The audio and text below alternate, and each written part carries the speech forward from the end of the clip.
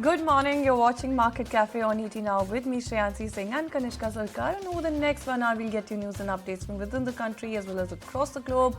Also tell you which stocks you should be keeping on your radar bright and early this morning. Well, speaking of stocks, then Kanishka, let's take a look at the handover coming in from Wall Street. 2 straight winning days, so there's good news there.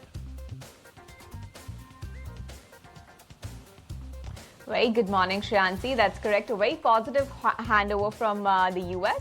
Stocks rose on Monday, building on their comeback from a 4-week decline on Wall Street on the back of President Donald Trump's chaotic tariff policy rollout and a falling consumer confidence.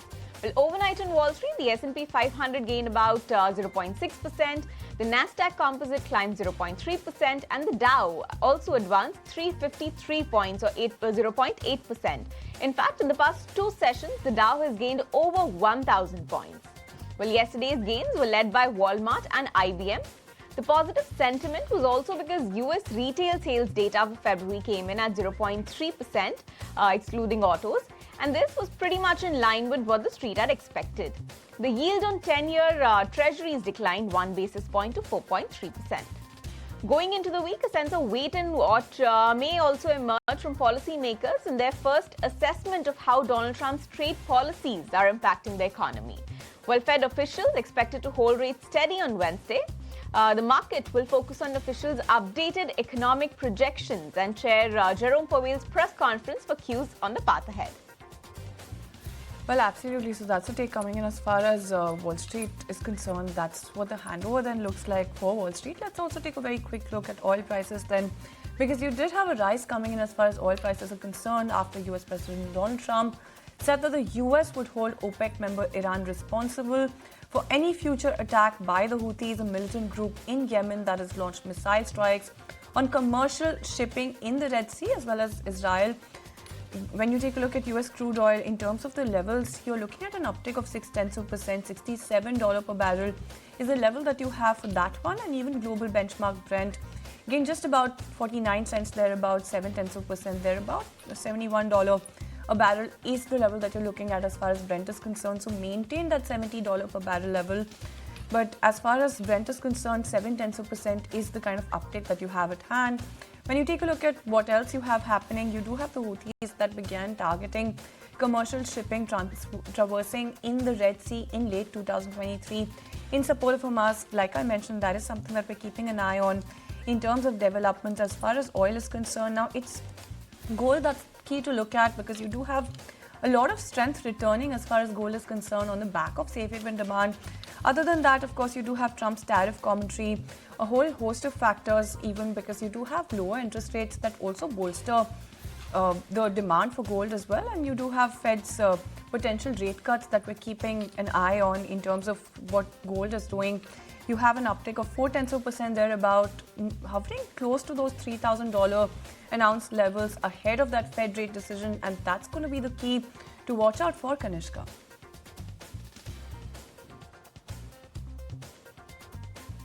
That's correct. Now, a lot of global cues as well to watch for. For instance, the US industrial production data is due to be released today. Then the Fed policy meeting will begin today later in the day.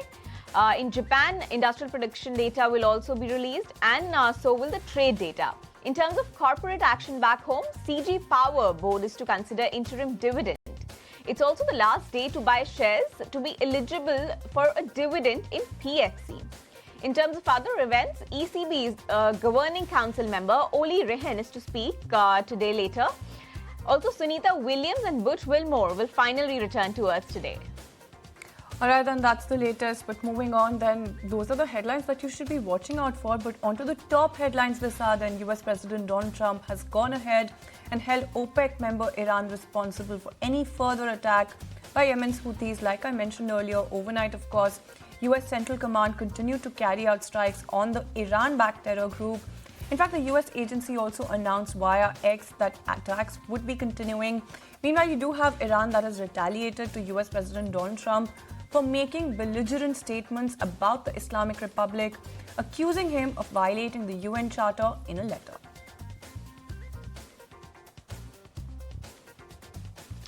And I mean, brewing uncertainty, the Organization for Economic Cooperation and Development has slashed the global and US growth estimates, it seems. As per OECD, the global growth is expected to slow from 3.2% in 2024 to 3.1% in 2025 and only 3% in 2026. Meanwhile, the US annual GDP growth is also projected to fall to 2.2% in 2025 and 1.6% in 2026. And this is down from earlier forecast of 2.4% this year and 2.1% for the next year. The organization has in fact cited Trump's tariffs as a key deterrent. And some key commentary coming in right there. But moving on, then US consumers have stepped up spending for the month of February. In fact, retail sales rose by 0.2% following a sharp 1.2% drop in the month of January. While some sectors saw growth, there are still concerns looming over the economic outlook that continues to weigh on sentiment. Remember that the February figure is adjusted for seasonal factors but not for inflation. Overall, you do have sales that have shot up 3.1% on a year-over-year basis, better than the 2.8% inflation rate as measured by the Consumer Price Index. Remember, last October, India and China reached an understanding on ending the military face-off along LAC, which was triggered by skirmishes between the troops in the Ladakh area in April-May 2020. The understanding was followed by a meeting between Modi and Xi in the Russian city of Kazan, and the two leaders agreed to revive several mechanisms to address the border dispute and normalize ties. Alright, then moving on, visiting US Director of National Intelligence Tulsi Gabbard met Prime Minister Narendra Modi in the national capital. In fact, PM Modi presented her with a vase containing Ganga Jal from the recently concluded Mahakumbh in Prayagraj. Gabbard arrived in the national capital on Sunday on a 2.5-day trip. This is the first high-level visit to India by a top official of the Donald Trump administration. In fact, yesterday, she also met Defense Minister Rajnath Singh and held wide-ranging talks focusing on enhancing the overall India-US strategic ties, especially in areas of defense and information sharing. Well, with that, it's now time for a short break. Stay tuned to ET Now. We'll be right back on Market Cafe.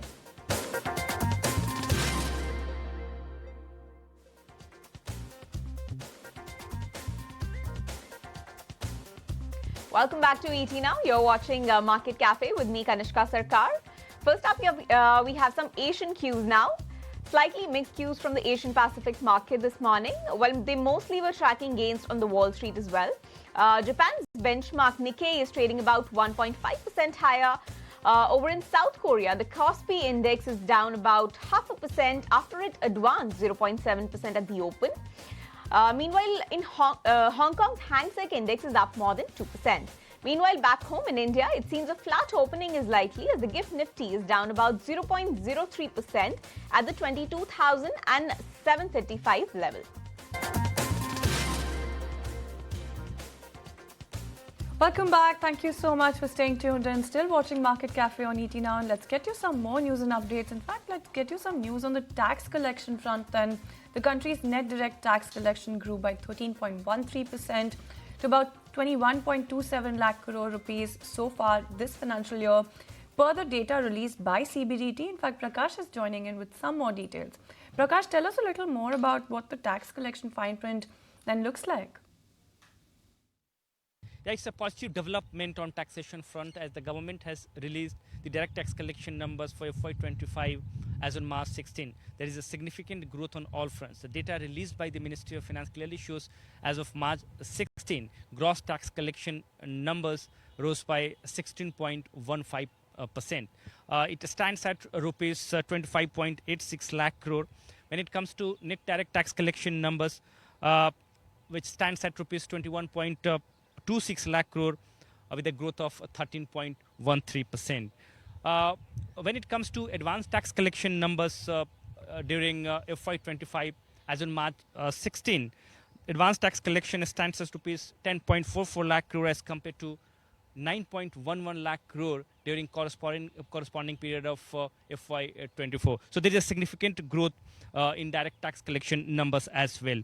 The collection rose by 14.62%. When it comes to net personal tax collection, which is at rupees 11.01 lakh crore, whereas net corporate tax collection seen at rupees 9.69 lakh crore. So there is a significant growth on all fronts on back of multiple reform measures that the government has taken to improve tax collection numbers. Well, that was the tax collection fine print we had. Next up, India and New Zealand have restarted free trade talks a decade after negotiations fell apart, as Prime Minister Christopher Luxon began his 5-day tour of Delhi, where he held bilateral talks with Prime Minister Narendra Modi. My colleague Sumita Karir filed this report earlier. Listen into what the talks had to do with it. Right, so India and New Zealand have signed a Defence Cooperation Pact, and this was announced during a joint address of New Zealand Prime Minister Christopher Luxon and Indian Prime Minister Narendra Modi. In fact, both sides have signed MOUs on several sectors. That includes education, it also includes customs and CBDT. Trade is also one part of those MOUs besides defence, and of course there's agriculture as well. Now, Prime Minister Modi, while his address was going on, he commented that both sides have now decided to give our defence and security ties a strong and strategic form.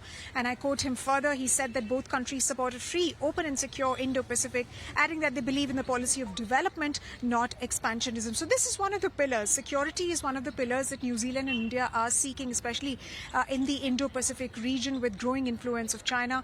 They are also seeking at trade and improved market access, trade and investment, and supply chain integration. In fact, Christopher Luxon also commented upon the renegotiation or restarting of talks between New Zealand and India as far as the FTA between the two sides is concerned. He said, and I quote, looking at a balanced and comprehensive agreement which is mutually beneficial. And he also said that New Zealand is committed to ensure a strong and a stable Indo-Pacific.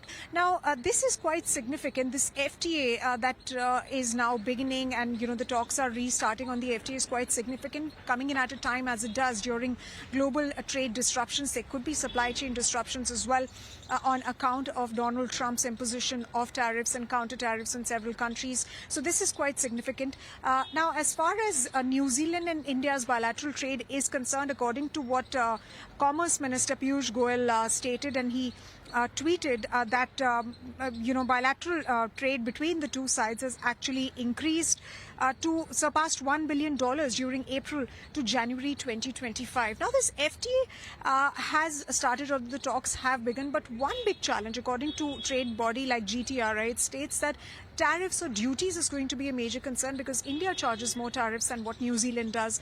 So we'll have to see how that gets really worked out between both the sides as far as this FTA is concerned. Well, absolutely, Sumita, significant just about sums it up. A very major breakthrough coming in there as well. But moving on then, some relief for India.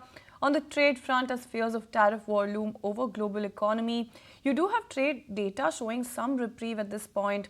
Trade data, in fact, for the month of February shows merchandise trade gap that has fallen nearly 39% to $14.05 billion from $22.9 billion in the month of January. Now, this is in fact the lowest trade deficit that we've seen since August 2021. And the narrower trade gap is due to fall in imports, which came in at $50.96 billion, which is down from $59.42 billion a month earlier. So that's a wrap-up coming in as far as the trade front, trade deficit then is concerned.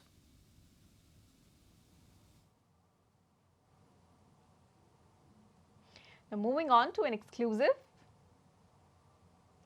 The government is planning to give a fresh push to promote domestic manufacturing of solar equipment and has revised norms regarding the use of solar PV cells. My colleague Prakash filed this report earlier. Let's listen in for all the details. Yeah, it's a significant development coming in as the government plans a fresh push to promote domestic manufacturing of solar equipments. In fact, strategy has been put in place by the government to encourage domestic manufacturing of solar PV cells in order to meet domestic requirement, which is likely to cross 60 gigawatt by 2027. Several steps are being taken by the government. Ministry of New and Renewable Energy in its latest order has decided to revise norms for using solar PV cells in solar energy projects. Norms have been revised to mandate use of domestically manufactured solar PV cells in government's flagship schemes such as Kusum Yojana, rooftop solar, among others. Along with that, the Ministry of New and Renewable Energy has also decided to classify certain category of silicon wafers being used as a raw material to manufacture solar PV cells under domestically manufactured solar PV cells. Of course, such classification will provide certain clarity to the domestic manufacturers to plan their manufacturing going forward. An official order has already been notified by the government. Manufacturers enlisted in LMM list have already been informed about this decision. Agencies such as SECI and IREDA have been informed about the government order, and the government is moving ahead with a fresh approach to increase domestic manufacturing of solar PV cells along with solar models. All right, thanks Prakash for all of those important details. Tell you what, let's take a very quick break. On the other side, we'll join you with some more news and updates, so don't go anywhere.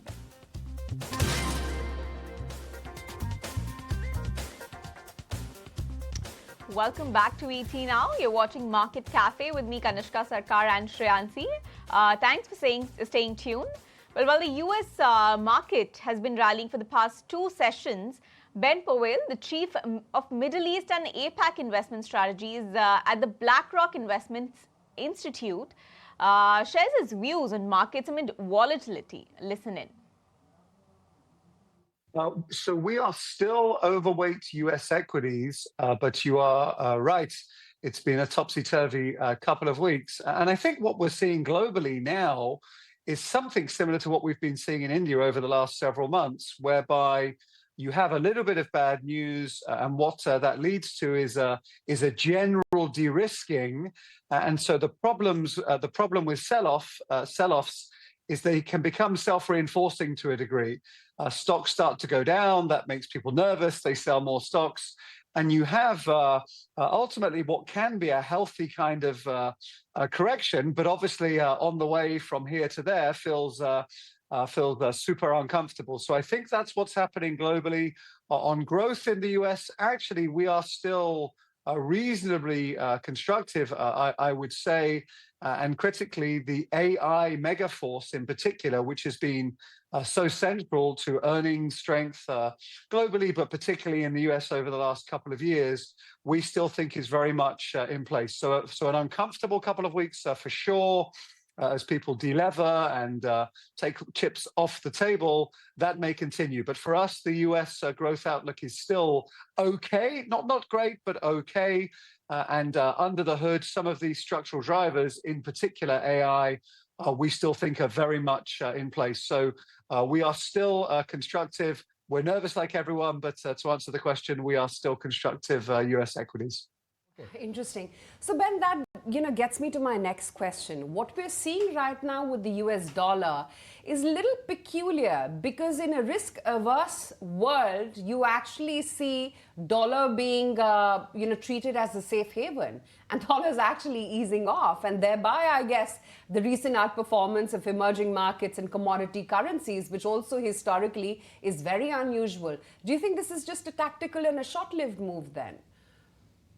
No, I think it's more profound than that. So I think clearly the whole investment world is reassessing the US in terms of its position as the safe haven, which over many years and decades has been driven by a few things, reserve currency status.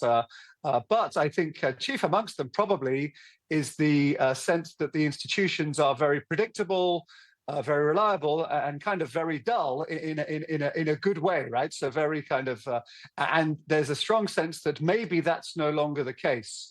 So I think we are all as investors reassessing the merits of the US as kind of the safe haven. And you're exactly right. I think the market is telling us that this is at least a question where now we are being much more expansive in what safe havens we need to have. And I think it's probably going to end up being some kind of blend. It's going to be really hard to replicate the US, which has played that role kind of so well and so reasonably simply over the last many years and decades. If we are moving to a more fractured world, sadly, there's going to be no easy kind of asset that we can swap in. It's going to be some kind of a blend, I would think. And you highlighted some of the assets which have done pretty well. So I think it's more than just kind of tactical. I think there is a signal there about this new investment landscape, a more fractured world, and unfortunately, probably for us all to have to do a bit more work in thinking about where safety can be found in this new, more volatile, structurally more volatile era. Ben, simple template of economics. US has done well because US has been printing their way to prosperity. US President Donald Trump has said, look, I need to take care of the deficit. I need US to go easy on their spending. We need to cut expenditure out. We need to cut the wasteful expenditure out. That means the bulge will start coming down. So don't you think that actually could have short-term economic ramifications? Because if you're spending less, the economic value would be less. And if the economic value is less, it could have impact on the aggregate growth.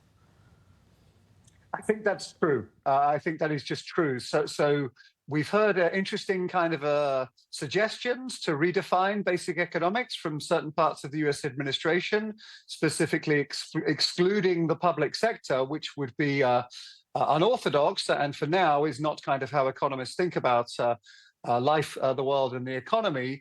Government clearly is an important part of economies all over the world, including in the US.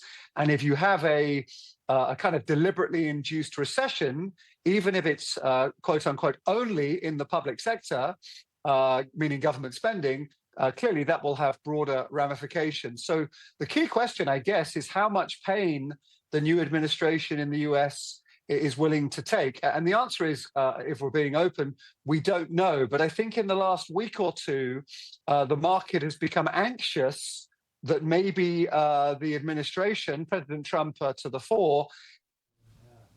All right, then that's BlackRock's take as far as US equities are concerned. But time now to take a look at bullion. Shining bright or due for a dip. Chris Wood says that gold remains resilient but could correct. In fact, you do have Jim Walker as well, who sees it as a hedge against currency volatility.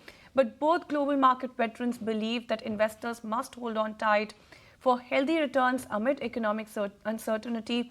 Let's go across and listen in to what they had to say about gold. I think gold could have a big correction at any time, but I think gold will be higher in a year's time.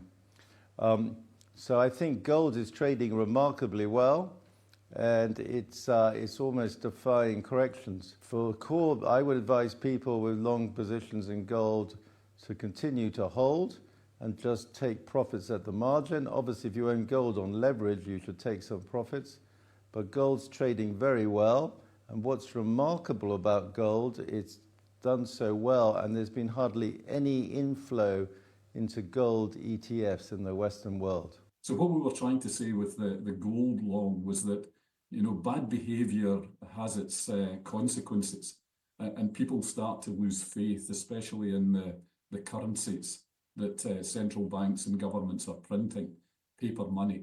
So it was time to be much, much more aligned with the old-fashioned currency, the one that doesn't get printed out of existence, and that's gold. The copper call was actually, and we tried to say to clients at the time that, you know, this is a 10-year call. It's not a 1 to 2 year call. Gold could easily have been a 1 to 2 year call. The copper call was about the green transition, the carbon neutrality, renewable energies, electric vehicles, because all of that is incredibly copper intensive. All right, then looks like the sparkle is here to stay as far as bullion is concerned, because you do have safe haven demand. Other than that, Trump's tariff commentary, and also you do have some sort of outlook coming in as far as potential Fed rate cuts are concerned, and that is going to be bolstering gold as well. But well, moving on, let's get you some more news and updates. Bajaj Finserv has signed a binding agreement to acquire Alliance SE's 26% stake in its life and general insurance ventures for 24,180 crore rupees. This marks the end of a 24-year-old partnership as well, and the buyout, in fact, is priced at 13,780 crore rupees for the general insurance unit and 10,400 crore rupees for the life insurance unit as well. The buyout, in fact, is going to be taking the Bajaj Group's holding from 74% to full ownership. You do have the company also saying that they're going to be exploring reinvestment of sale proceeds into potential new opportunities in India.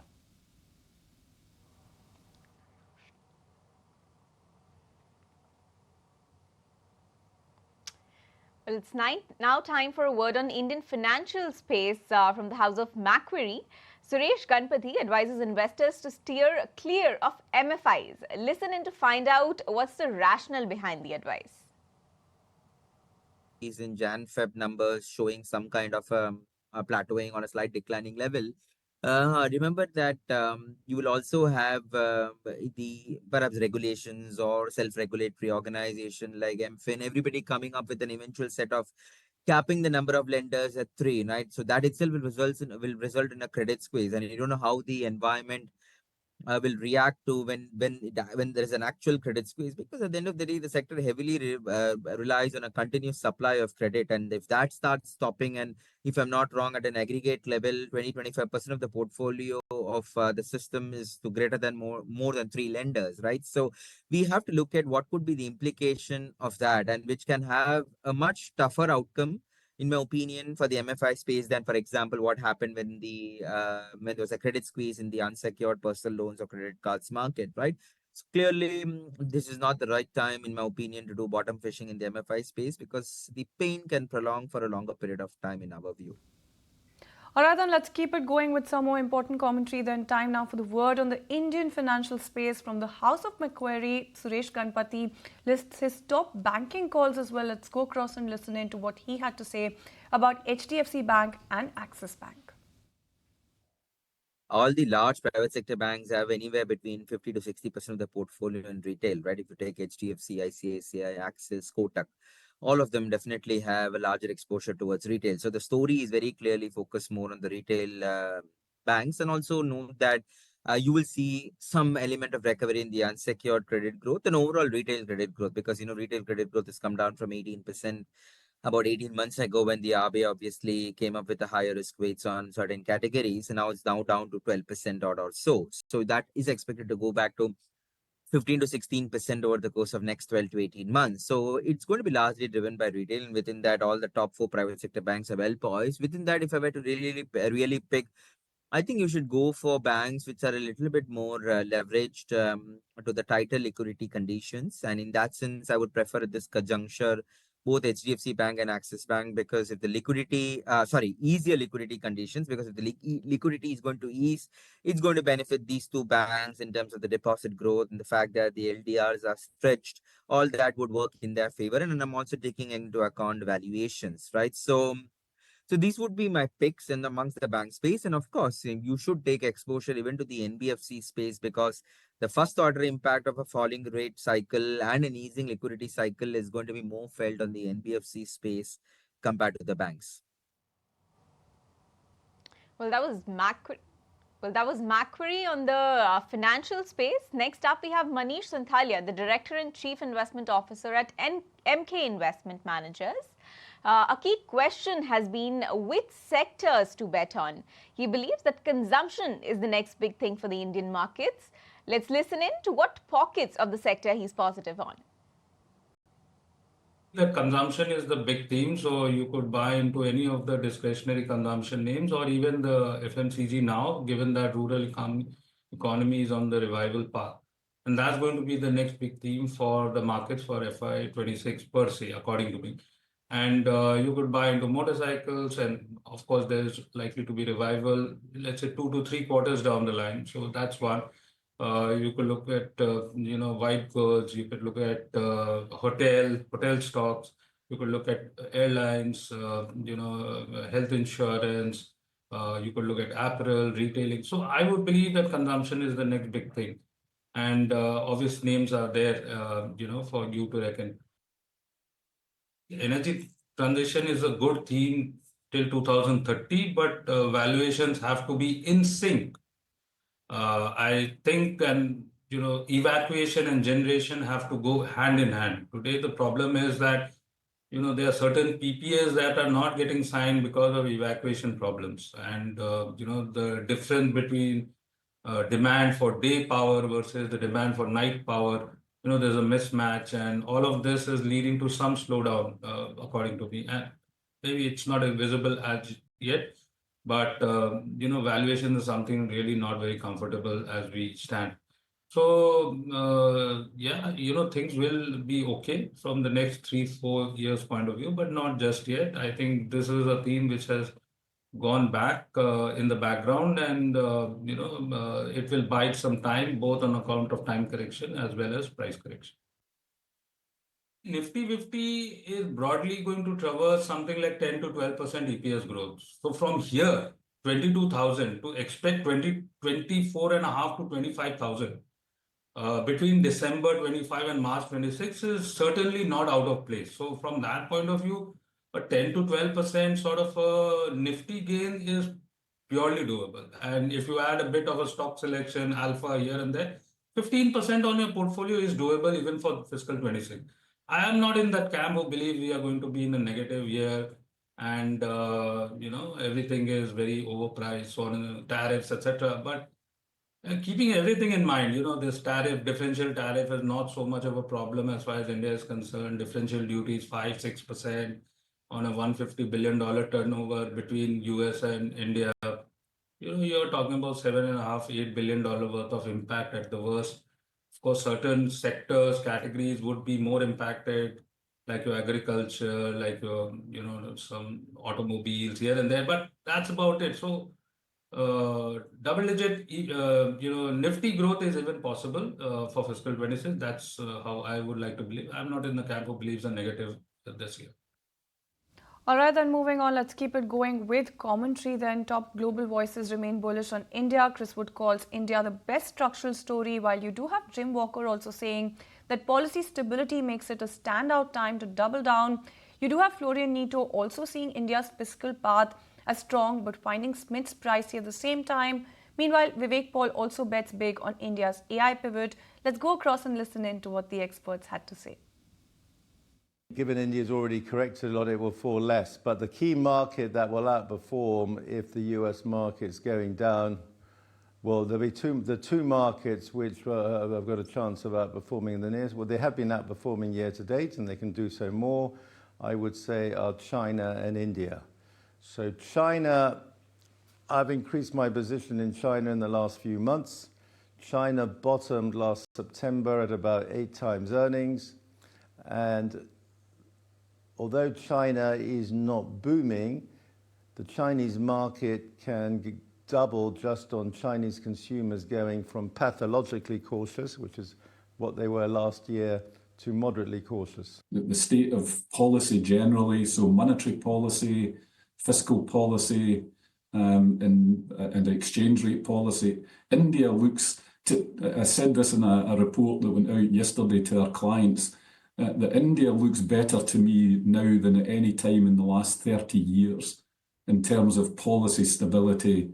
I've said to clients this week that this is the time to absolutely double down on the long on India, go much, much longer. And although worry about the valuations in the Indian stock market, my view is that economic growth is going to take off from here. And those valuations will be very quickly supported by corporate earnings and by economic growth. We do feel that the valuations that we are seeing on mid-cap is still a bit expensive compared to what we are seeing from an earning revision ratio on the market. Of course, you can selectively find some stocks, but in general, we do feel that now on the large cap, most of the resit on the valuation has been happening already. The Chinese rally is a tactical rally for now, in our view, but it can become more sustainable. So the question is on the leadership. And we do feel okay having an overweight on India and an overweight on China today in our portfolio. The overweight on China is not sustainable yet, and earnings there is not good enough yet. Okay. So there is good prospect for Chinese companies to deliver more because the business environment is evolving. structural opportunities are sizable in India. So if we were thinking for anybody with an investing horizon 5-10 years out, we would be building portfolios today using our core IP where you'd hold a greater allocation than a benchmark weight. And that's true for the bond market, that's true for the equity market as well. And that's a function of structural dynamics being positive for India. But on the structural side, the demographic sort of forces underpinning India are really strong. Most of the developed markets, China, are going to experience a shortfall in working age population over the coming 20 years. India's going to experience a big gain in working age population in the coming years. And you think about the geopolitical dynamics that we're in now, a multi-aligned country such as India is likely to benefit from that sort of environment more in the future. Well, those are the global voices coming in on India and global markets. Next up, premium car maker Audi plans to cut 7,500 jobs in Germany by 2029. This comes as the country's auto industry battles slowing EV demand and rising Chinese competition. However, the company said that these reductions, which correspond to about 14% of the brand's German workforce, will not impact factory workers. Moving on, US President Donald Trump is set to hold telephonic conversations with Russia's Putin today to discuss the Ukraine war. Meanwhile, the call is expected to draw significant attention given the complex dynamics between the two leaders during Trump's presidency and the current global political climate. All right, then on to some good news. The process for Sunita Williams and Butch Wilmore's return to Earth will begin from 8:15 a.m. Indian Standard Time, with a pair of US astronauts stranded for more than 9 months on the International Space Station. NASA has confirmed that the duo will be returning to Earth today evening. And on to some somber news then. Violence broke out in Nagpur on Monday night during protests against Aurangzeb's tomb. A curfew, in fact, has been enforced in several parts of the city due to rising tensions. Meanwhile, Chief Minister Devendra Fadnavis and Union Minister Nitin Gadkari have also urged people to maintain peace and harmony following the violence. Well, with that, it's a wrap on this edition of Market Cafe. Stay tuned to ET Now for more news and updates on the other side.